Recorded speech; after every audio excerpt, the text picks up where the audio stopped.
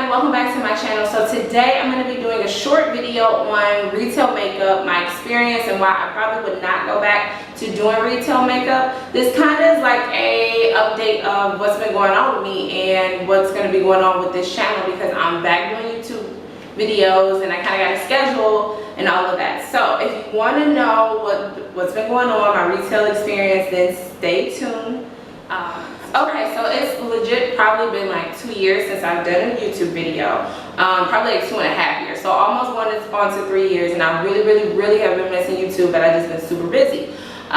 So with me being super busy, what happened was I started working in retail makeup. So when I started my channel, I was freelance. I would do things here and there, do a lot of makeup for myself. I like more of the tutorial route and all of that. But I decided to kind of dib and dab into retail makeup. So I ended up working for two large retail makeup companies, MAC and Sephora. And I worked in two different times, 2 different years, almost like a year and a half away from each other. But I did work at MAC first. So I ended up getting hired at MAC. And then I ended up leaving MAC. And then I ended up getting hired at Sephora. And I ended up leaving there as well. So I just kind of wrote down some pros and cons from each company. It's not to bash any company. It's not to say the one's better than the other, because I really honestly prefer both of them still. I still shop at both of these locations. It's just retail makeup just wasn't my thing. So yeah, let's get into it. So the first company I worked for MAC as a permanent artist. I ended up getting hired probably about a good 3 years ago, I want to say now. I ended up getting hired after going the long process of interview, which I know there's tons of videos here on YouTube about the interview process with MAC and all of that stuff. So I'm not going to get into all of that. But so I ended up getting hired, and I went through basic training, and I went through like a couple of refresher trainings also. So I really did like that about it. So that's like one of my cons.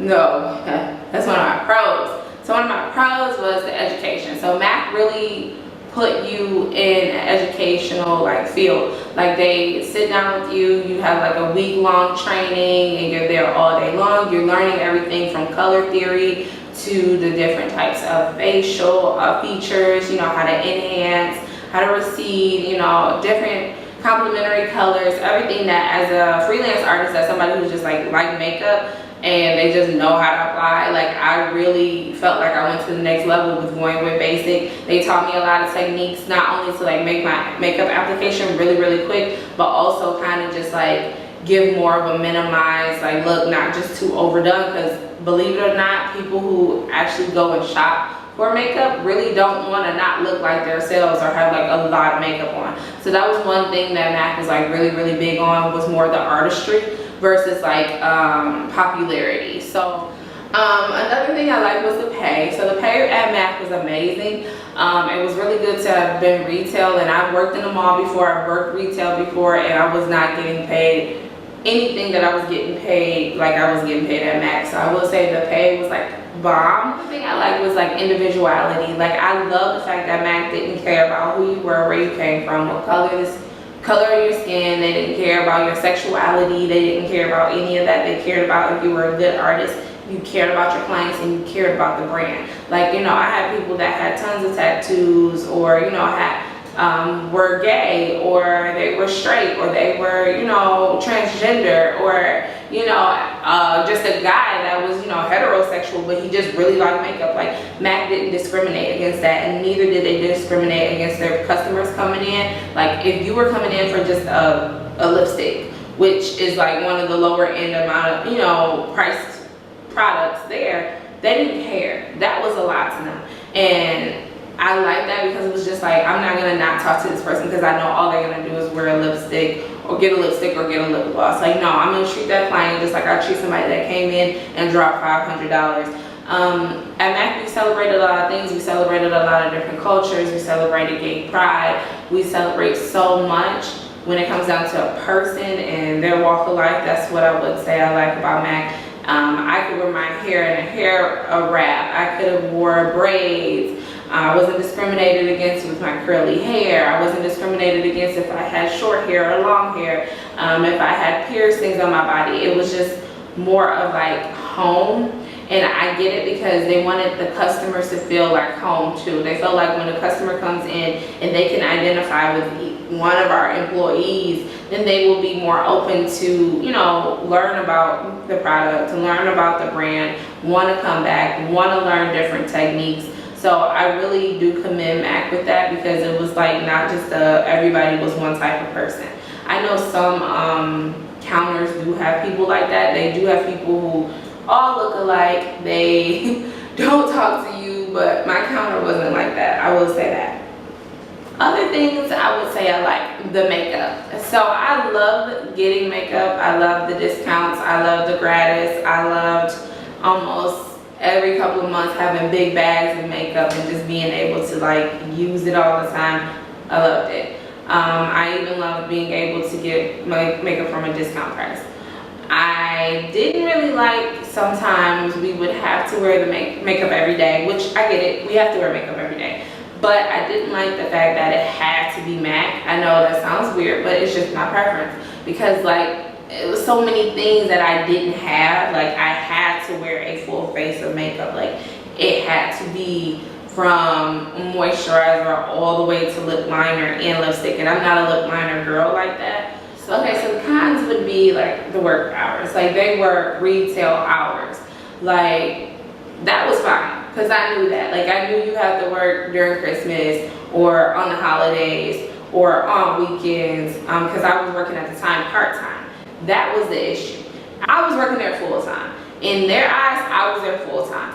I was supposed to have part-time hours, but I was on a schedule a lot because we were always busy, we were understaffed, and we were overworked. I'm not gonna lie to you, we were overworked. So I was like clocking in almost like 38, 39 hours, and I really didn't want to. Or it was like, okay, I had this day off of work because I need to study, or I just had a test. And then I would be called in because they wanted to know your schedule, and my manager will legit call me 5 minutes after she knew I got out of class to ask me to come into work. And it was just like, you know, I had so many other things to do, and if I said no, it was just kind of like this whole attitude. And that was like one thing I didn't like. Like, my manager would be so mad if you told her no. If you told her no, or I'm not sure, or I can get back to you, it was an issue. Afraid to like answer the phone, because I tried that. I tried like, okay, I'm not answering the phone. I know they numbers, so I'm not gonna answer the phone, you know. And then when I get to work, it's like, well, I called you 3 times. Why didn't you answer your phone? Probably because you don't pay my phone bill, but you know, it is what it is. Drama. I don't like drama in workplaces, and when it came down to working at MAC, working with women all the time, a lot of hours, you got into a lot of drama. But unfortunately for me, like, I knew my manager prior to coming to MAC, and it was kind of like more on a like I'm her client type thing. So when I got there, it was already an issue with her and her employees. So when I got there and it came across that I was really cool with her, it was the issue. So the girls that I worked with didn't like me because I was cool with my manager outside of work. I also just didn't like when it came down to drama, like if you wanted to get ahead in that company, because I did want to get ahead in the company, I did want to move up into the company. I felt like it was useful for myself at some point, but I felt like in order for me to have done that, I had to kiss ass. And I'm sorry to curse, but it's me. I had to kiss ass. I had to be nice to whoever, whenever. I had to answer the phone all the time, even on my off days. I needed to hang out and text with my upper management. I needed to pretty much kiss their ass in order to feel like I needed to go forward. And I didn't like that. But it's not like that at every counter. It was just like that at my counter. I know it was times where girls would want to transfer from my counter, but my manager didn't like them, so she wouldn't put in a good recommendation for them to transfer. And it could have been more convenient for them. It could have been more hours. It could have been something for their livelihood, and she stopped that because this person doesn't, you don't say hi to me every day, or you came in and the way you just said hi to me wasn't just like fun. And I'm just like, you know, hi. Some people do not or are not bubbly all the time. They like, hey, how you doing, what's up? no, like you had to go over and beyond all the time whenever. And I just feel like you get anxiety when you gotta be like that around the manager. So that was one thing I didn't like. In order for me to move forward, I had to just be this person that I absolutely was not, and I wasn't gonna do that at all. Like, it wasn't me, period. I think my final like con about Mac was the sales portion. That pushed me over the edge. I was just like, nah, I'm done, peace out. So Mac is sales.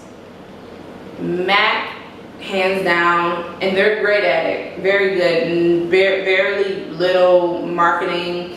You don't see billboards for Mac. You might see them a lot on Instagram now, but that was just like few far in between. But like back then, like Mac didn't do any of that. So they're great at sales, but that's all it is. You'll get in trouble if you don't sell. You have outlandish sales goals, and you know you're not going to meet on a really slow day during the week on a Tuesday. But if you don't meet those goals, then you're getting written up every month. And after a while, you're getting days taken off of your shift because you can't make those sales goals. And we didn't get taught to sell like that. Honestly, it felt something morally in me that I just didn't like. I had to push sales for people that I knew they can get this product, or some, not that product, but they can get something as a duplicate of that product for a lot cheaper because they financially couldn't do it. It wasn't my thing. I'm not a salesperson. I couldn't be a car salesman to save my life, and I can't sell makeup to save my life. But I can sell a look. Yeah, so I ended up just leaving. I resigned from the position. I wasn't happy. I did.